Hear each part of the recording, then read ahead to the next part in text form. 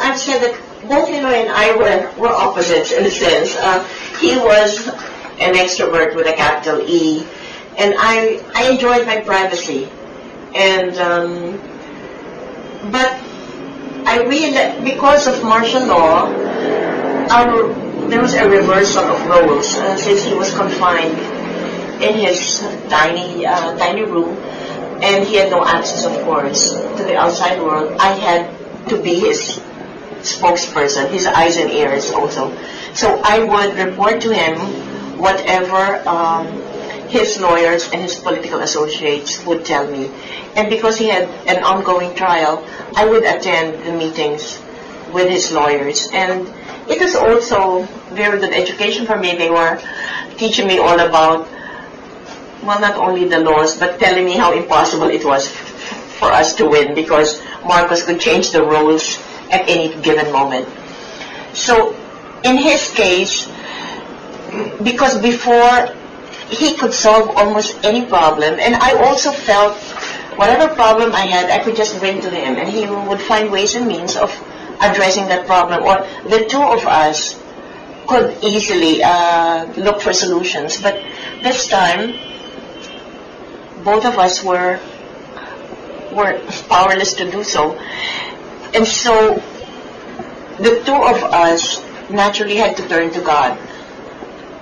And while I was prayerful before, I was not as fervently prayerful as I became, okay?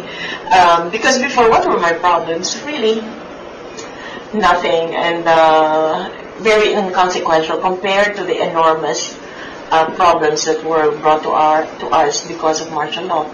Ninoy, in his case, he had written in his diary that, I was a nominal Catholic, and the only reason I would go to Mass every Sunday was to avoid a quarrel with Cory. So, because I had made it every Sunday, all of us go to church, and we go to church together. So, that's what he had written in his diary. But later on, he had all the time in the world. He became so prayerful, and he would ask me, so Cory, you pray the rosary every day? I said, yes, of course. How many do you pray in a day? And I said, well, 3. At that time, there were only 3 major mysteries. Unlike now, there are 4 major mysteries. So 3, is that all? He said, yeah, well, how many do you pray? And so he said, well, once, I think I prayed 50 rosaries. And I said, oh, well, you don't do anything, you're just here, so you have all the time in the world. But I suppose all the prayers, and he was forever reading the Bible. Prior to that, I don't know, neither one of us really was into Bible reading, but in prison, he was just reading the Bible. In fact, I think my oldest daughter was telling me, Mom, for my first year in college, you put down the occupation of your father, so I put down senator. And then now, the way he talks to us about, I think I'll just say preacher, because every time we visit him, he tells us about what he has read, not only the Bible, but all these other religious books that he has read.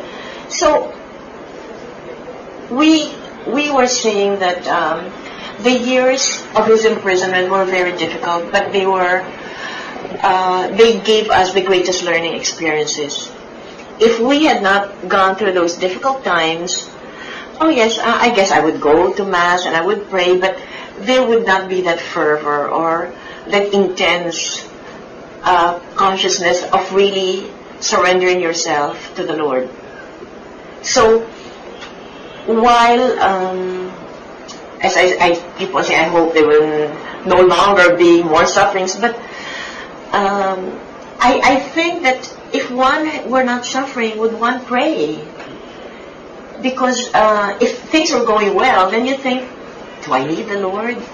But when things look hopeless or you feel so helpless, then there's no other recourse. And I feel sorry for people who do not pray or who do not believe that there is a God. And I am grateful to the Lord that He did not allow us to despair.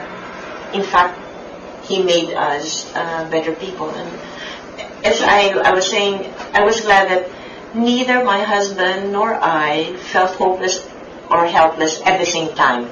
It would have been tragic if both of us were feeling so low. And there would be times when I visit him and he would say, "Oh, Cory, does anybody ever even remember me?" And I think we might as well resign ourselves, that this will be forever.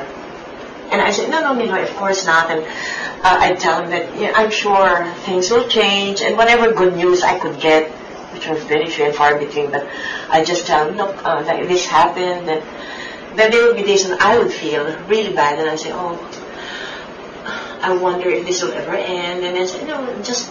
So it was good. I believe God made it possible for us not to be feeling low at the same time, so that one would be able to comfort the other.